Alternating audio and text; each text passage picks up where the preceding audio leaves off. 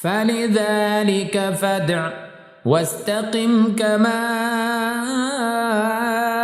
أمرت ولا تتبع أهواءهم وقل آمنت بما أنزل الله من كتاب وأمرت لأعدل بينكم الله ربنا وربكم لنا